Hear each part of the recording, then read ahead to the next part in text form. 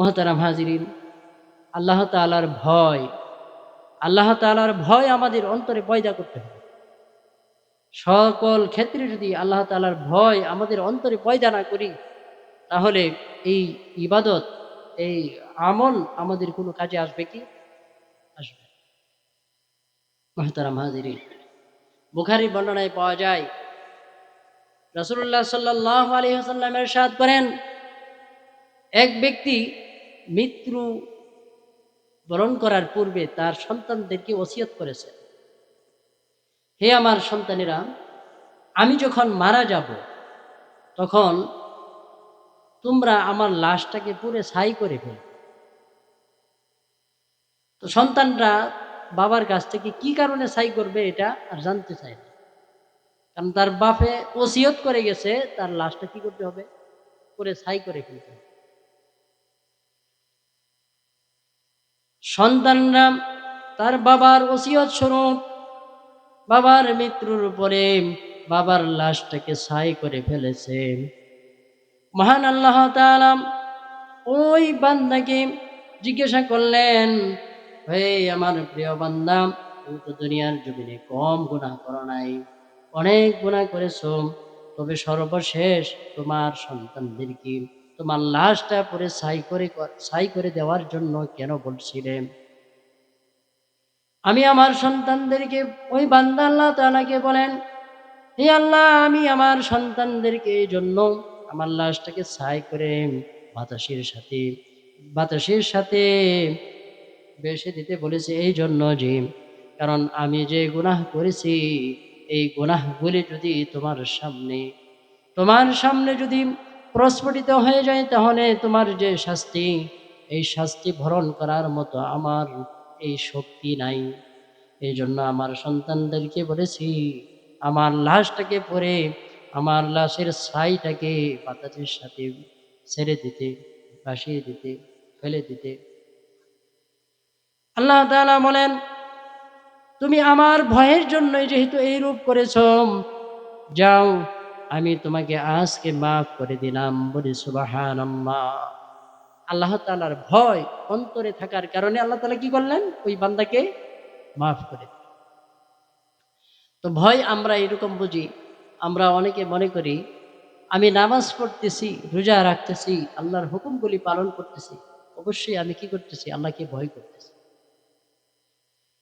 ভয় হইল ওই ওই রকম ভয় করার দরকার। ভয় কাকে বলে? ভয় হইল তাকেই বলে যে আল্লাহ তাআলার ভয়ে পরকালের শাস্তির থেকে বাঁচার জন্য সকল প্রকার গুনাহ ছেড়ে দেওয়ার নামকে কি বলে? ভয় বলে। সকল প্রকার গুনাহ, সগীরা কবিরা, যত ধরনের গুনাহ আছে সকল গুনাহগুলি ছেড়ে দেওয়ার নামই হলো কি? আল্লাহ তাআলাকে ভয় করা। মুহতারাম হাজিরিন, শয়তান আমাদের পিছনে অনবরত আমাদের পিছনে লেগেই আছে। শয়তান আমাদেরকে জাহান্নামমুখী করার জন্য। আমাদের পিতা আদম আলাইহিস সালাতু সালামকে এবং মা হাওয়া আলাইহিস সালাতু সালামকে শয়তান জান্নাত থেকে বের করছিল না? মহান আল্লাহ তাআলা আদম আলাইহিস সালাতু সালাম এবং হাওয়া আলাইহিস সালাতু সালামকে সৃষ্টি করার পরে তাদেরকে বলছিল, তোমরা জান্নাতে বসবাস করো। ইয়া আদম উসকুন আনতা ওয়া যাওজুকাল জান্নাহ। হে আদম, হে আদম, তোমরা তোমার স্ত্রী সহ এই জান্নাতে বসবাস করো। এই জান্নাতের মধ্যে এমন একটি গাছ রয়েছে, ওই গাছ থেকে, এই গাছের কাছে যেও না। হাযিহি শাজারাতা ফাতাকুনা মিনাজ জালিমিন। তোমরা ওই গাছের কাছে যেও না, ওই ফল ভক্ষণ করিও না, ওই গাছের ফল ভক্ষণ করিও না। যদি ফল ভক্ষণ করো তাহলে তোমরা জালিমদের অন্তর্ভুক্ত হয়ে যাবে। মুহতারাম হাজিরিন, শয়তান কি করছিল? আদম এবং হাওয়া আলাইহিস সালাতু সালামকে এই গাছের নিকট যাওয়া, বিভিন্ন কৌশলের মাধ্যমে ওই গাছের নিকটে কি করছিল? নেওয়াইছিল। তাদেরকে জান্নাত থেকে কি করছিল? বিতাড়িত করেছিল। তো ওই শয়তানের যে ধোঁকা, আদম এবং হাওয়া আলাইহিস সালাতু সালাম টিকতে পারে নাই। আমি একজন সাধারণ মানুষ কিভাবে টিকবে? তো এই জন্য আল্লাহ তাআলার কাছে বলতে হবে, হে আল্লাহ রব্বানা যালামনা, আদম আলাইহিস সালাম যে দোয়াটা করছেন, তার ভুল স্বীকারের জন্য যে দোয়াটা করছেন, রব্বানা যালামনা আনফুসানা ওয়া ইল্লাম তাগফির লানা ওয়া তারহামনা লানাকুনান্না মিনাল খাসিরিন। এই দোয়া করে নাই? সবাই এই দোয়াটা পারি তো? সবাই পারি আমার সাথে সাথে। রব্বানা যালামনা আনফুসানা ওয়া ইল্লাম তাগফির লানা ওয়া তারহামনা লানাকুনান্না মিনাল খাসিরিন। এই দোয়া করার পরিবর্তে আল্লাহ তাআলা হযরত আদম আলাইহিস সালাতু সালামকে মাফ করলেন, মাফ করে দিয়েছেন। আমরাও এই দোয়াটা পড়বো। আমরা যারা গুনাহ করছি, যাতে এই বিভিন্ন গুনাহ থেকে যাতে আল্লাহ তাআলা আমাকে মাফ করে দেন, এই জন্য আল্লাহ তাআলার কাছে প্রত্যেক ওয়াক্তেই এই দোয়াটা পড়বো ইনশাআল্লাহ। মুহতারাম হাজিরিন, বর্তমান সমাজের যে যুবক, তাদেরকে কিভাবে শয়তান তাদের মাধ্যমে কিভাবে গুনাহ করায়। তো দেখবেন স্কুলে যারা পড়ে অথবা মাদ্রাসায় যারা পড়ে, যুবক বয়সের যে সকল ছেলেরা রয়েছে, তো ওই ছেলেরা কি করে, কোনো পথিমধ্যে কোনো এক রাস্তার পাশে আড্ডা দেয়। তো দেখে স্কুল এবং মাদ্রাসা থেকে কিছু ছাত্রী বাড়ি ফিরতেছে। তো বাড়ি যখন ফিরে, তখন শয়তান ওই ছেলেদেরকে একটা গান মনে করায় দেয়। কি গান? আমরা সবাই মনে হয় শুনছি গান। সুন্দরী চলেছে একা পথে, সঙ্গী হলে দুষ্কৃতা। শয়তান বলে সুন্দরী চলেছে একা পথে, সঙ্গী হইলে দুষ্কৃতা। যুবক আর তখন স্থির থাকতে পারে না, তখন সুন্দরী মেয়ের সঙ্গী হয়ে যায়। এইভাবে কি করে শয়তান যুবক দ্বারা এইভাবে গুনার মধ্যে ফেলে দেয়। মুহতারাম হাজিরিন, মুরব্বীরা অনেক সময় দেখবেন কিভাবে গুনাহের মধ্যে লিপ্ত থাকে। অনেকে মসজিদে যায়, কোনো কোনো মানে মুরব্বী যারা মসজিদে যায় নামাজ পড়তে হবে, তার কারণ হলো যদি নামাজ না পড়ি, তাহলে শেষ বয়সে যদি নামাজ না পড়ি, তাহলে সমাজের লোকেরা আমাকে মাটি দিবে না, আমার জানাজায় আসবে না। এইরকম মন মানসিকতা নিয়ে শেষ বয়সে মসজিদে যায়। মসজিদে যাওয়ার পরেও নামাজটা সঠিকভাবে পড়তে পারে না। অর্থাৎ সঠিকভাবে নামাজ পড়ার জন্য যে দোয়া দরুদগুলি শিক্ষা করার দরকার, এগুলি সঠিকভাবে শিখে না। অর্থাৎ মসজিদে যাইতে দেরি, বের হইতে দেরি নাই।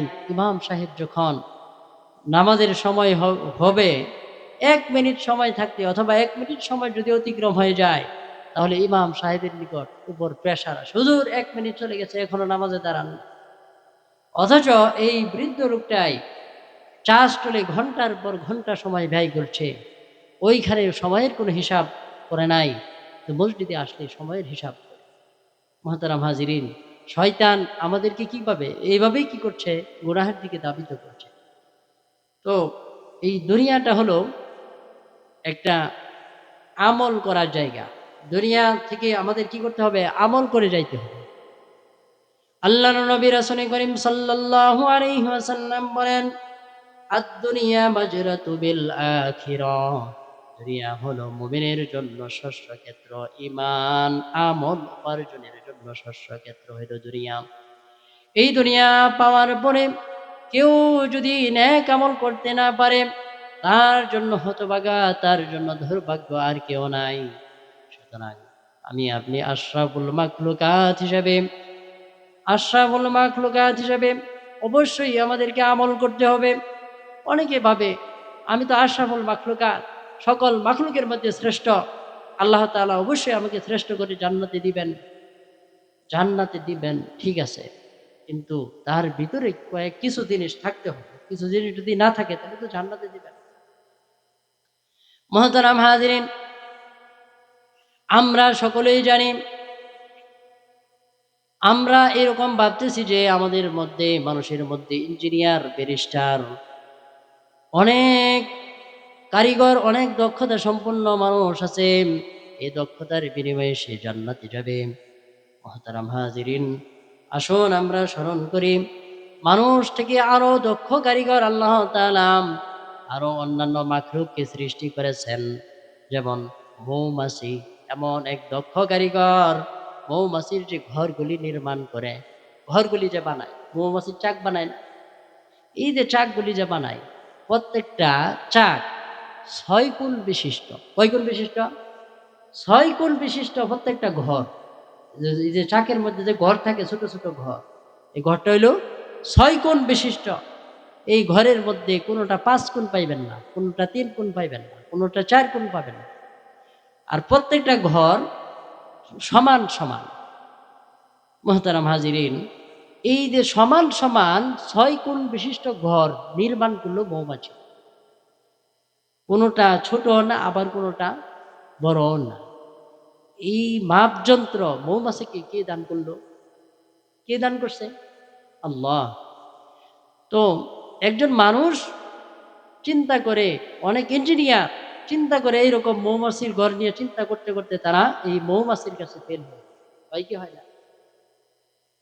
মানুষ মনে করতে পারে আমি আকাশে উঠতে পারি, এই জন্য আমি শ্রেষ্ঠ।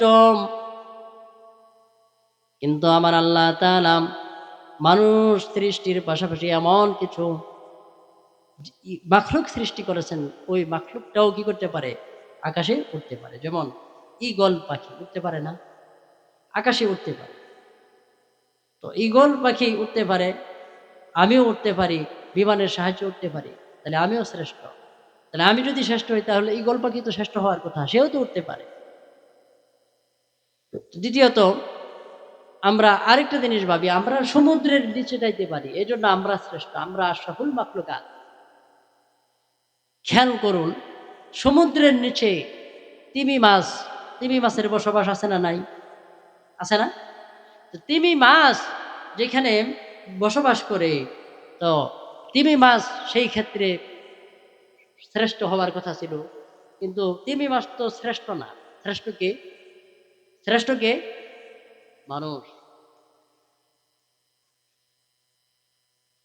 মানুষ শ্রেষ্ঠ হওয়ার একমাত্র কারণ, মহান আল্লাহ তাআলা কুরআনুল কারীমে সূরা মুজদালার 11 নং আয়াতে ঘোষণা করেন, ইয়ারফাউল্লাহুল্লাযীনা আমানু মিনকুম ওয়াল্লাযীনা উতুল ইলমা দারাজাত। সবাই আল্লাহু আকবার। মহান আল্লাহ তাআলা বলেন, তোমাদের মধ্যে যাদের ঈমান ও ইলম আছে, আল্লাহ তাআলা তাদেরকে উচ্চ মর্যাদা দান করবেন। বলি সুবহানাল্লাহ। এই আয়াতের মধ্যে আমরা কি শিখলাম? ঈগল পাখি যেরকম আকাশে চড়ে শ্রেষ্ঠ হইতে পারে না, তিমি মাছ যেমন সমুদ্রের নিচে থাকার পরেও কি হতে পারে না? শ্রেষ্ঠ হতে পারে না। মৌমাছি এত সূক্ষ্মভাবে ঘর নির্মাণ করে, এভাবে নির্মাণ করার কারণে যেমন শ্রেষ্ঠ হতে পারে না, ঠিক আমি মানুষ হিসাবেও যদি আমার ভিতরে ঈমান না থাকে, আমার ভিতরে যদি ইলম না থাকে, আমি শ্রেষ্ঠ হতে পারব না। মুহতারাম হাজিরিন, এই জন্য ঈমানটা আমাদের সব থেকে বেশি জরুরি। ঈমান আনয়ন করতে হবে। তো আমরা দুনিয়াতে ঈমান আনয়নের পাশাপাশি কিছু আমল করি, আমলের প্রতিযোগিতা নাই। আমাদের আজকে প্রতিযোগিতা হইল ঘর বাড়ি। আমার প্রতিবেশী 1 তলা বাড়ি করছে, আমি 2 তলা বাড়ি করব। আমার প্রতিবেশী 5 কাঠা ক্ষেত কিনছে, আমি 10 কাঠা ক্ষেত কিনবো। শহরে আমার প্রতিবেশী একটা বিশাল অট্টালিকা করছে, আমি 2টা অট্টালিকা করব। এইরকম প্রতিযোগিতা আমাদের মধ্যে নেমে আসছে। পরকালীন কোনো প্রতিযোগিতা আমাদের ভিতরে নাই। অথচ এই পরকালীন প্রতিযোগিতার জন্য আল্লাহ জাল্লা শানুহু সূরা হাদীদের 21 নং আয়াতে বলেন, সাবিকু ইলা মাগফিরাতিম মির রাব্বিকুম ওয়া জান্নাতিন আরদুহা কাআরদিস সামাই ওয়াল আরদ। মান আল্লাহ তাআলা বলেন, তোমরা একে অপরের সাথে সৎ কাজের প্রতিযোগিতামূলক কাজে অগ্রসর হও। তোমরা একে অপরের সাথে সৎ কাজের প্রতিযোগিতামূলক কাজে অগ্রসর হও। আল্লাহ তাআলা বলেন, ওয়া জান্নাতিন আরদুহা কাআরদিস সামাই ওয়াল আরদ। তোমার প্রভুর ক্ষমা এবং জান্নাতের দিকে তোমরা অগ্রসর হও, যার বিশালতা বিস্তৃত আকাশ এবং পৃথিবীর ন্যায়। বলে সুবহানাল্লাহ। আকাশ এবং পৃথিবীর থেকে আরো বেশি আল্লাহ তাআলার ক্ষমা আমাদের জন্য অপেক্ষা করছে, যদি আমরা ওই রকম ভাবে কি করতে পারি, ক্ষমা চাইতে পারি। মুহতারাম হাজিরিন, এরকম কিছু আমল আছে যে আমলগুলির প্রতিযোগিতা যদি আমরা দুনিয়াতে করি, মহান আল্লাহ জাল্লা শানুহু আমাকে কি করবেন, এই প্রতিযোগিতা করার কারণে এই পুরস্কারটা আল্লাহ তাআলা আমাকে দুনিয়া অথবা আখিরাতে দান করবেন। এই প্রতিযোগিতাটা আমাদের সকলের করার দরকার না? আখিরাতের জন্য দুনিয়াতে এই প্রতিযোগিতা, আমলের প্রতিযোগিতা করার দরকার আছে না? মহান আল্লাহ তাআলা সূরা আর রহমানের এই প্রতিযোগিতার পুরস্কার দেওয়া সম্পর্কে সূরা আর রহমানের ৬০ নং আয়াতে আল্লাহ তাআলা ঘোষণা করে জানিয়ে দেন, হাল জাযাউল ইহসানি ইল্লাল ইহসান। সৎ কাজের প্রতিদান, সৎ কাজের পুরস্কার, উত্তম পুরস্কার ব্যতীত আর কি হইতে পারে? আল্লাহ তাআলা বলেন, যারা সৎ কাজ করে এই সৎ কাজের পুরস্কার, সৎ কাজের পুরস্কার, উত্তম পুরস্কার ছাড়া আর কি হইতে পারে? এই আয়াত থেকে আমরা বুঝলাম, মানুষ ছোট বড় যে সকল সৎ কাজই করুক না কেন, যে সকল নেক আমলই করুক না কেন, সকল নেক আমলের উত্তম পুরস্কার আল্লাহ তাআলা তার বান্দার জন্য রেখেছেন। বলি সুবহানাল্লাহ। তার মধ্যে কিছু আমল এমন রয়েছে যে আমলগুলি করলে মহান আল্লাহ তাআলা নির্দিষ্টভাবে নির্দিষ্টভাবে পুরস্কারের জন্য ব্যবস্থা করেছেন। ওই আমলগুলি আমাদের সকলের জানা দরকার। ওই আমলগুলির মধ্য থেকে কিছু আমল, ৬টি আমল আপনাদের সম্মুখে আমি উত্থাপন করব। এই ৬টি আমল নিয়ে আমি সহিহ মুসলিমের ২৬৯৯ নং হাদিস আপনাদের সম্মুখে উত্থাপন করব। হাদিসটি বর্ণনা করেছেন হযরত আবু হুরায়রা রাদিয়াল্লাহু তাআলা আনহু। তিনি বলেন, রাসূলুল্লাহ সাল্লাল্লাহু আলাইহি ওয়াসাল্লাম ৬টি আমলের মধ্যে প্রথম আমলের কথা বলেছেন, মান নাফাসা আন মুমিনিন কুরবাতান মিন কুরাবিদ দুনিয়া নাফাসাল্লাহু আনহু কুরবাতাম মিন কুরাবি ইয়াউমিল কিয়ামাহ। আল্লাহর নবী রাসূল করিম সাল্লাল্লাহু আলাইহি ওয়াসাল্লাম ইরশাদ করেন, যে ব্যক্তি কোনো মুমিনের দুনিয়াবি বিপদ, দুঃখ, কষ্ট দূর করবে, আল্লাহ তাআলা কিয়ামতের দিন তার বিপদ, দুঃখ, কষ্ট দূর করে দিবেন। বলি সুবহানাল্লাহ। সহিহ মুসলিমের হাদিস। আল্লাহ রাসূল সাল্লাল্লাহু আলাইহি ওয়াসাল্লাম বলেন, যে ব্যক্তি কোনো মুমিনের দুনিয়াবি বিপদ, আপদ, দুঃখ, কষ্ট দূর করবে, ওই কিয়ামতের দিন আমি আল্লাহ তাআলা তার বিপদ, মুসিবত, দুঃখ, কষ্ট দূর করে দিব। সুবহানাল্লাহ। মুহতারাম হাজিরিন, সুখ দুঃখের মালিক একমাত্র কে? আল্লাহ তাআলা। অনেক লোক এরকম আছে, আমি ৫ ওয়াক্ত নামাজ পড়ি, আমার উপরে খালি যত সমস্যা, যত বিপদ আপদ। আরেকটা লোক নামাজ পড়ে না, কত সুন্দরভাবে চলে, নামাজ পড়ে না, কত স্বাচ্ছন্দ্য, সুখে, আরাম আয়েশে জীবন যাপন করে। এইরকম চিন্তা ভাবনা আমাদের ভিতরে আসে না? নাই? আছে না? মুহতারাম হাজিরিন, আমাদের মনে রাখা দরকার, আল্লাহ তাআলা দুইজন নবী আমাদের মধ্যে দুইজন নবীকে দৃষ্টান্ত হিসেবে রেখেছেন। একজন হইল হযরত আইয়ুব আলাইহিস সালাতুস সালাম, আরেকজন হইল হযরত সুলাইমান আলাইহিস সালাতুস সালাম। হযরত আইয়ুব আলাইহিস সালাতুস সালাম খুব রোগে, অনেক রোগের মধ্যে তিনি জীবন নিপাতিত করছেন। হযরত আইয়ুব আলাইহিস সালাতুস সালাম প্রথম যে অবস্থাটা হয়েছিল, ওনার জ্বর হয়েছিল, এমন জ্বরের পরে শরীর ফুলে যাচ্ছে।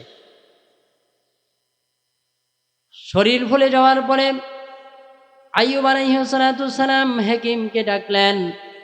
হাকিম চিকিৎসা করার জন্য হাকিমকে ডাকলেন। হাকিম বলল, হে আল্লাহর নবী আইয়ুব আলাইহিস সালাতুস সালাম, আপনার অবস্থা খুবই সংকটাপন্ন, আপনার শরীরটা খুবই খারাপ, অর্থাৎ আপনার শরীরটা ফুলে যাচ্ছে, শরীরের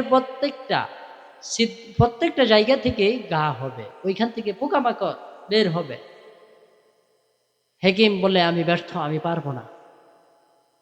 আইয়ুব আলাইহিস সালাতু সালাম কি করলেন? নিরাশ হন নাই, আল্লাহ তাআলার উপর তাওয়াক্কুল করলেন। তো সর্বশেষ যা হইল, হযরত আইয়ুব আলাইহিস সালাতু সালামের সমস্ত দেহের সমস্ত জায়গা থেকেই আপনার পুঁজ বের হয়েছিল, পোকামাকড় কামড়াচ্ছিল। এটা আমরা সবাই জানি, ঘটনাটা জানি না? ওই সময় হযরত আইয়ুব আলাইহিস সালাতু সালাম আল্লাহ তাআলার কাছে আরজ করলেন, হে রব্বে করিম, তুমি আমার শরীরের সর্বাঙ্গে আঘাত দিয়েছো, পোকামাকড় দিয়েছো, এতে কোনো আমার আফসোস নাই। তবে আমি তোমার কাছে ফরিয়াদ জানাই, আমার জিহ্বাটা যেন অন্তত তোমার জিকির করার জন্য তরতাজা থেকে সুস্থ থাকে। বলি সুবহানাল্লাহ। এরকম সংকটাপন্ন অবস্থা, এইরকম রুগী আমাদের মধ্যে এরকম পাওয়া যাবে যে মৃত্যুর সময়ও আল্লাহ তাআলা কিভাবে চিন্তা করে, আল্লাহ তাআলাকে স্মরণ করার জন্য, ডাকার জন্য তার জিহ্বাটাকে যাতে তরুতাজা রাখে, এরকম ভাবে চিন্তা করে কেউ? আল্লাহ তাআলা কি করলেন? আইয়ুব আলাইহিস সালাতু সালামকে সকল দুঃখ কষ্ট যাতনা দিয়ে পরীক্ষা করলেন। আইয়ুব আলাইহিস সালাতু সালাম আমার পক্ষে থাকে কি? আইয়ুব আলাইহিস সালাতু সালাম বিন্দু পরিমাণ পিছপা হয়েছেন? অন্যায়। প্রক্ষান্তরে আরেকটি নবী আল্লাহ তাআলা দুনিয়ার জমিনে পাঠিয়েছিলেন হযরত সুলাইমান আলাইহিস সালাতু সালামকে। হযরত সুলাইমান আলাইহিস সালাতু সালাম বিশ্ব শাসন করতেন। তার অধীনে সকল মাখলুক কাজ করত। বাতাসকে হুকুম করত, বাতাস তুমি আমাকে এই দেশ থেকে আরেক দেশে নিয়ে যাও। বাতাস মুহূর্তের মধ্যে থেকে এক দেশ থেকে আরেক দেশে নিয়ে যাইত। জিনকে হুকুম করা হয়তো আমার এই কাজ করে দাও, জিন এই কাজগুলি করে দিত। পোকামাকড় পিঁপড়াকে বলতো তোমরা এই কাজগুলি করো, ওই পোকামাকড় ওই পিঁপড়াগুলি এই কাজগুলি করতো। অর্থাৎ সকল মাখলুক এর ভাষা বোঝার মতন তৌফিক দিয়েছেন হযরত সুলাইমান আলাইহিস সালাতু সালামকে। ছিল না? হযরত সুলাইমান আলাইহিস সালাতু সালামের ছিল অনেক ক্ষমতা, অনেক প্রভাব প্রতিপত্তি, অনেক ধন সম্পদের অধিকারী। ওই আনন্দ গণমুহূর্তেও সুলাইমান আলাইহিস সালাতু সালাম ফেরাউনের মতো বলতে পারতেন, আনা রব্বুকুমুল আলা, আমি তোমাদের প্রভু। বলতে পারতেন না? আমি তোমাদের প্রভু, আমি খোদা। সুতরাং আজ থেকে আর দ্বিতীয় কোনো খোদা খুঁজছো না, ফেরাউনের মতো বলতে পারতেন। কিন্তু এই কথা কি হযরত সুলাইমান আলাইহিস সালাম বলছেন? বলেন না। কারণ এই জন্যই বলেন নাই, কারণ সে বুঝতে পারছে আল্লাহ তাআলা কি করবে, আমাকে এই বিশাল ক্ষমতা প্রতিপত্তি ধন সম্পদ দিয়ে আল্লাহ তাআলা আমাকে পরীক্ষা করছেন। এমন আনন্দ ঘোর মুহূর্তেও সে কি করেন নাই, মহান আল্লাহ তাআলাকে ছেড়ে দেন নাই, আল্লাহ তাআলাকে বরং আর কাছে নিয়ে আসছেন। মুহতারাম হাজিরিন, আমরা মুমিন যারা, মুমিন হইয়া যারা বিপদে আপদে মুসিবতে পড়ে থাকি, তাদের হতাশা হওয়ার কোনো কিছু নাই। আল্লাহ তাআলা সূরাতুল বাকারার মধ্যে এরকম ঘোষণা জানিয়ে দেন, ওয়ালা নাবলুওয়ান্নাকুম বিশাইইম মিনাল খাউফি ওয়াল জু'i ওয়া নাকসিম মিনাল আমওয়ালি ওয়াল আনফুসি ওয়াথ থামারাত ওয়াবাশশিরিস সাবিরিন। আল্লাহ তাআলা বলেন, আমি আমার বান্দাকে ভয় ভীতি দ্বারা, খোদা দ্বারা বিভিন্ন মাধ্যমে আমার বান্দাকে পরীক্ষা করব। পরীক্ষা করে দেখব আমার বান্দারা কি ধৈর্যের সাথে আছে কিনা, মুসিবতে পড়েও কি আমাকে স্মরণ করে কিনা, আনন্দে থাকার মাধ্যমে কি আমাকে স্মরণ করে কিনা, এটা আমি কি করব, আমার বান্দাকে পরীক্ষা করব। এবং যারা মুসিবতে পড়ে ধৈর্য ধারণ করবে, আল্লাহ তাআলা বলেন ওয়াবাশশিরিস সাবিরিন, তাদেরকে সুসংবাদ দাও, আমি ধৈর্যশীলদের সাথে আছি। সুবহানাল্লাহ। মুহতারাম হাজিরিন, আল্লাহ তাআলা ইচ্ছা করলে আমাকেও অসুস্থ করতে পারতেন, আল্লাহ তাআলা বিভিন্ন বিপদের সম্মুখীন করতে পারতেন, কিন্তু তিনি আমাকে ভালো রেখেছেন। বলি আলহামদুলিল্লাহ। আমাদেরকে ভালো রাখছেন না, সুস্থ রাখছেন, জন্য আল্লাহ তাআলা শুকর আদায় করে বলছি আলহামদুলিল্লাহ। এই সুস্থতা, এটা হলো মহান আল্লাহ তাআলার সম্পূর্ণ মেহেরবানি। আল্লাহ তাআলা যদি আমাদেরকে মেহেরবানি না করতেন, তার সাহায্য সহযোগিতা আমাদের উপর না করতেন, তাহলে অবশ্যই অনেক দুঃখ কষ্টের মধ্যে আমাদের জীবন পার করতে হতো।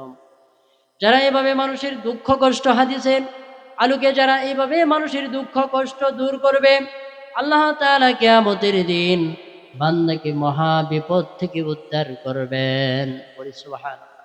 এজন্য আমরা কি করব, আমার প্রতিবেশী, আমার ভাই বেড়াদার যারা বিভিন্ন কষ্টের ভিতরে আছে, কষ্টের ভিতরে নিপতিত আছে, অবশ্যই তাদের দুঃখ কষ্ট দূর করার জন্য এগিয়ে আসবো ইনশাআল্লাহ। তাইলে এই যে কোনো ভাইয়ের দুঃখ কষ্ট যদি আমি দূর করি, আল্লাহ তাআলা কি করবেন, আমাকেও কিয়ামতের দিন আমার বড় বড় দুঃখ কষ্ট দূর করে দেবেন। এই কাজটা কি করার দরকার না? আমরা এখন চিন্তা করি এটা, আমার প্রতিবেশী কষ্ট দুঃখের মধ্যে পড়ছে, কষ্টের মধ্যে পড়ছে, আমি তারে আরো কিভাবে কষ্ট দিতে পারি, এই পন্থাগুলি আমরা অবলম্বন করি, অর্থাৎ হাদিস বিপরীতে আমরা আমল করছি। এই যে হাদিস বিপরীতে আমল করছি, আমার পরকালেও কিন্তু আল্লাহ তাআলা কি হবেন, আমার উপর কাহার হবে, আমার উপর কঠিন হবে। আল্লাহ তাআলা আমাদের প্রত্যেককে এই হাদিসের আলোকে আমল করা তৌফিক দান করুক, সকলে বলছি আমিন। মহতারাম হাজিরিন, দ্বিতীয় যে আমলটা এই হাদিসের মধ্যে এসেছে তা হলো অভাবগ্রস্তের সহযোগিতা করা। আমরা অনেক ক্ষেত্রে শুনছি সাহায্য করা আর সহযোগিতা করা, শুনছি না? সাহায্য এক জিনিস আর সহযোগিতা হলো আরেক জিনিস। সাহায্য কাকে বলে? সাহায্য বলে একটা লোক 1 কেজি চাউলের অভাবে আমার বাড়িতে আসছে, ভাবি আমাকে 1 কেজি চাল দেন, আমি আজকে দুপুরে পাক করি, রাত্রে চাল আনে আপনাকে দিয়ে দেব। এই যে আমি 1 কেজি চাল দিলাম, এটা আমি তাকে কি করলাম, সাহায্য করলাম। আর সহযোগিতা বলে, মনে করেন 5 কেজি চালের দরকার, এখন 5 কেজি আমার বাড়িতে চাইছে 1 কেজি, আরেকজনের বাড়িতে চাইছে আরেক কেজি। এইভাবে পরস্পরে যে সাহায্য করা হয়, ওই সাহায্যটাকে বলা হয় সহযোগিতা। আল্লাহ রাসূল সাল্লাল্লাহু আলাইহি ওয়াসাল্লাম বলেন, ওয়ামান ইয়াসসারা আলা মু'সিরিন ইয়াসসারাল্লাহু আলাইহি ফিদ দুনিয়া ওয়াল আখিরাহ।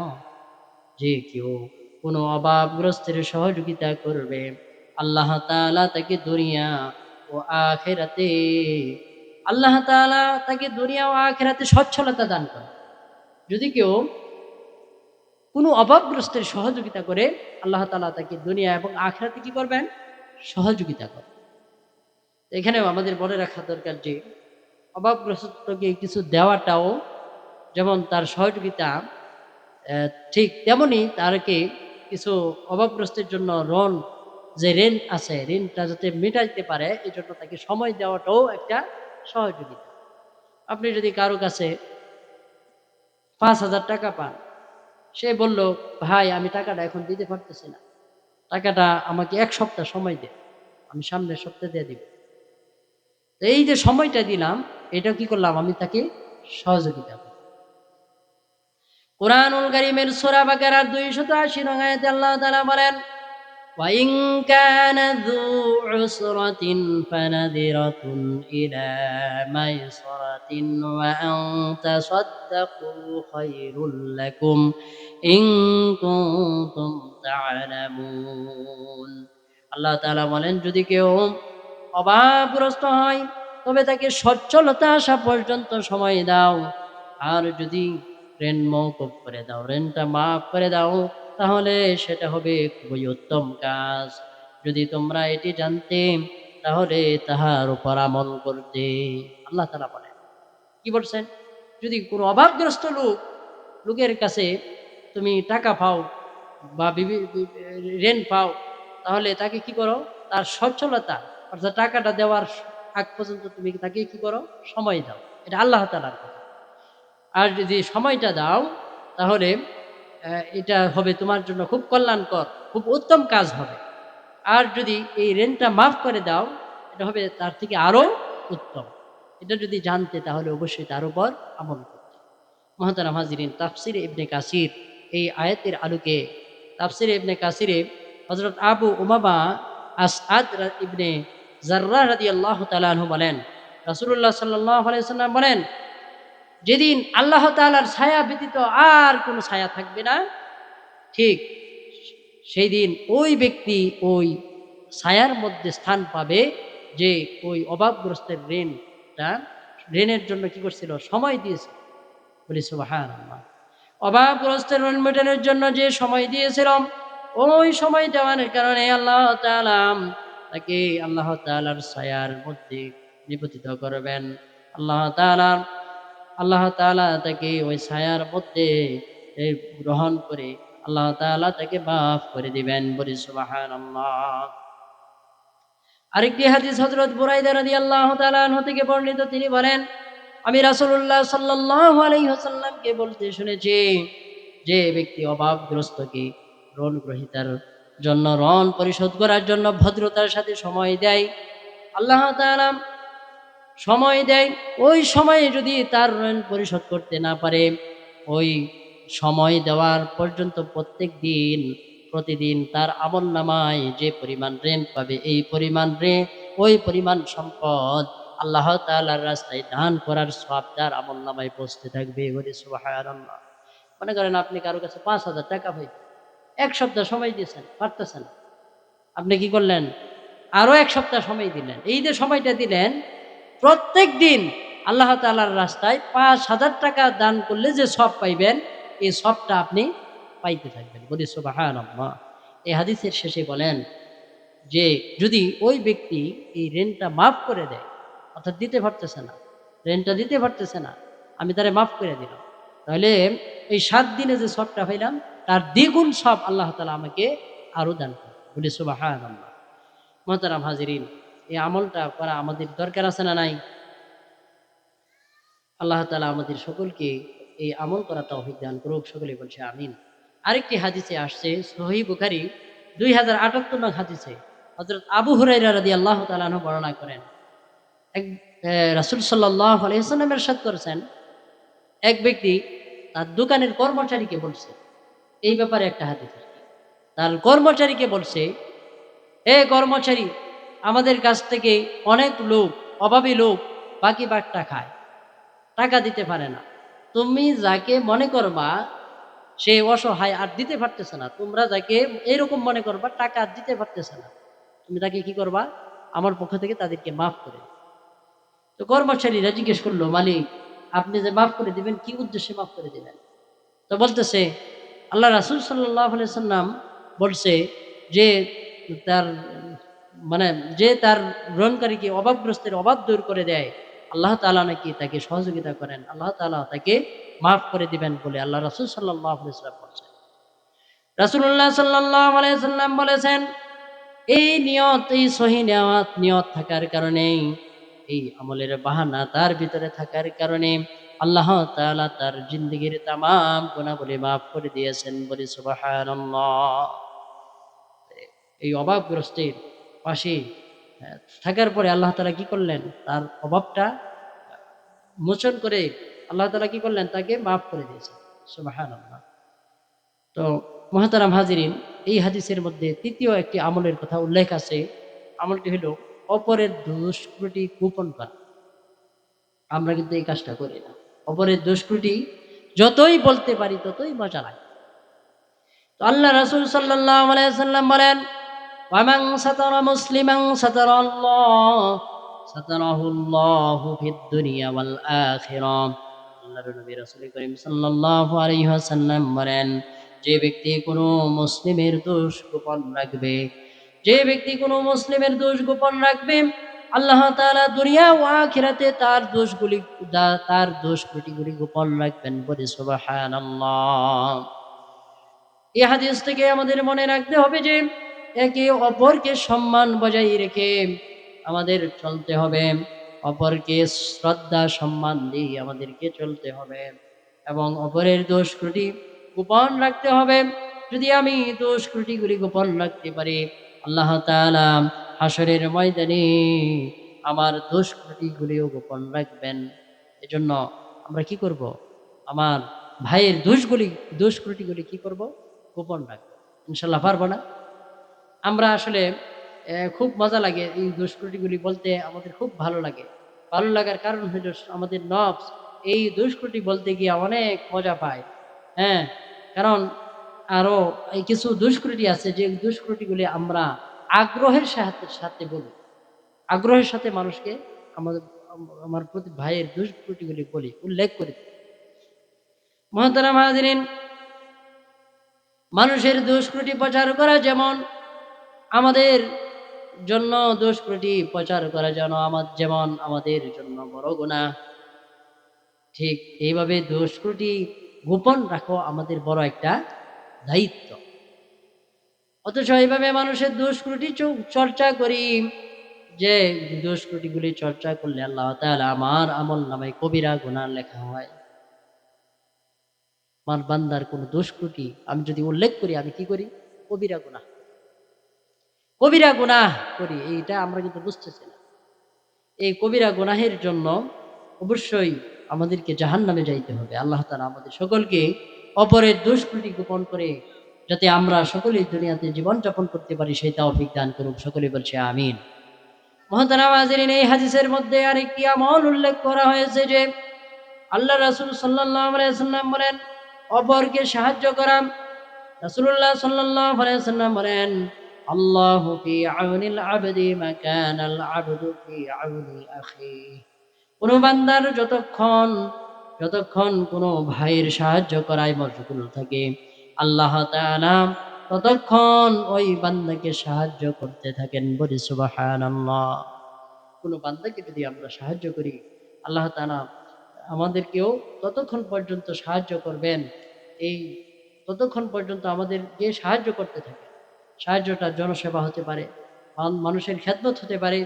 আল্লাহর কাছে অনেক বড় আমল, মানুষের খেদমত করা অনেক প্রিয় আমল, অনেক বড় আমল। আমরা নামাজ যেরকম ভাবে পড়ি, যে রকম আমল, মানুষের কোনো উপকার করাও ঠিক এরকম আমল।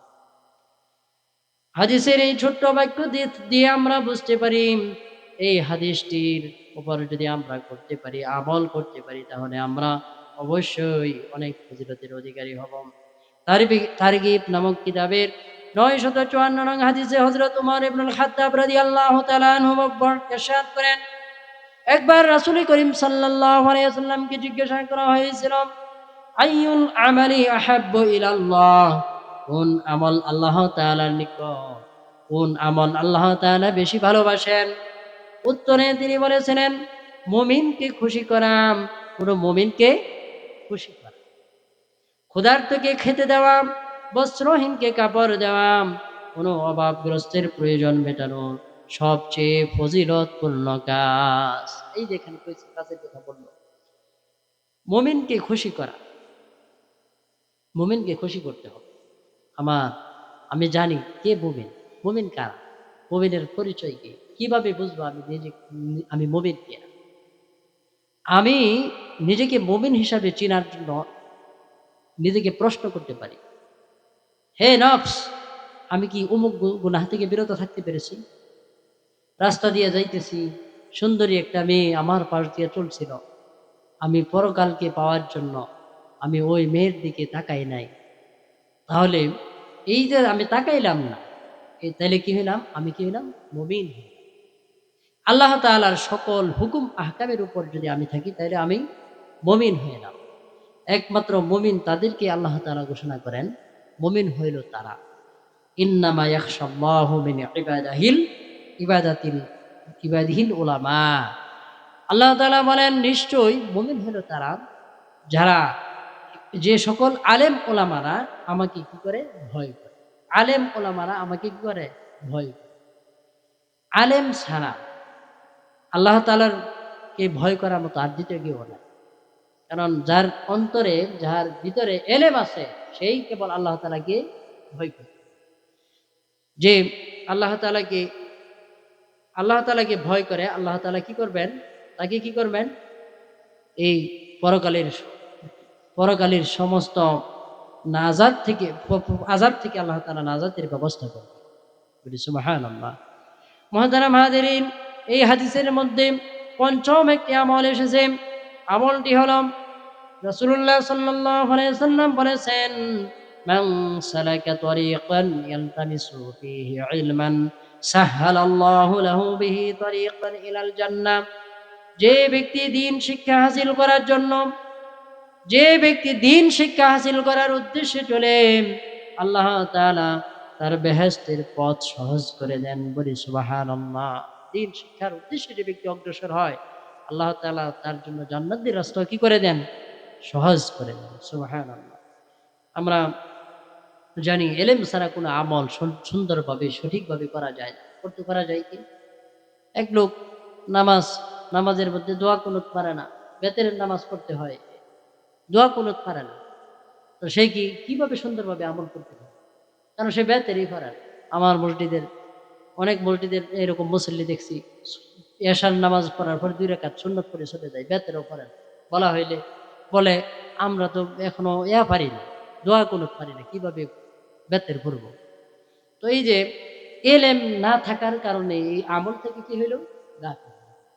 অর্থাৎ এলেম ছাড়া, আমি বলে চাচ্ছি যে এলেম ছাড়া আমল সুন্দর করা যায় না। অর্থাৎ আমল যদি সুন্দর করতে চাই, অবশ্যই আমাদের আমল করতে হবে, এলেম হাসিল করতে হবে। তাই যে ব্যক্তি এলেম হাসিল করার জন্য বের হবে, আল্লাহ রাসূল সাল্লাল্লাহু আলাইহি ওয়াসাল্লাম বলেন সে জান্নাতের পথে বের হবে। সুবহানাল্লাহ। সুনান ইবনে মাজাহ 219 নং হাদিসে হযরত আবু যর রাদিয়াল্লাহু তাআলা আনহু বলেছেন, একদিন রাসূলুল্লাহ সাল্লাল্লাহু আলাইহি ওয়াসাল্লাম আমাকে বলছিলেন, হে আবু যর, সকালবেলা কোরআনের একটি আয়াত শিখা তোমার জন্য 100 রাকাত নামাজ, 100 রাকাত নফল নামাজ থেকে উত্তম। বলি সুবহানাল্লাহ। কি বলছে? সকালবেলা যদি আমি কোরআনের একটি আয়াত শিখি, একটি আয়াত পড়ি, তাহলে আমি 100 রাকাত নফল নামাজ পড়ে যে সওয়াব পাইব, এই সওয়াবটা আমি সকালবেলা একটি আয়াত তেলাওয়াত করলে এই সওয়াবটি পাইতেছি। বলি সুবহানাল্লাহ। অনেক মানুষ দেখবেন কোরআন পারেন, কোরআন পড়তে পারেন, অথচ মুসলমান দাবি করছে। কারণ মুসলমান দাবি করছে, অনেকে মনে করতেছি আমি মুসলমান, মৃত্যু হইতে দেরি, আমি জান্নাতে যাইতে দেরি নাই, অথচ আমার ভিতরে এলেমই নাই। এই যে আমি যে বললাম, ওয়াজের শুরুতে যে আমি বললাম আশরাফুল মাখলুকাত, যার ভিতরে এলেম নাই, যার ভিতরে ঈমান নাই, সে কখনো আশরাফুল মাখলুকাত হতে পারে না। আশরাফুল মাখলুকাত হওয়ার জন্য শর্তই হইল 2টা। একটা হলো ঈমান আনন্দ লাগবো, আরেকটা হলো কি এলেম অর্জন করুন লাগবে, এলেম থাকা লাগবে। আর যদি না হয়, তাহলে আল্লাহ তাআলা যে বলছেন বালহুম আদাল, উলাইকা কাল আনআম বালহুম আদাল, তারা হইল চতুষ্পদ নিকৃষ্ট প্রাণীর থেকেও আরো নিকৃষ্ট। বলি নাউযুবিল্লাহ। অর্থাৎ কুকুরের থেকেও নিকৃষ্ট।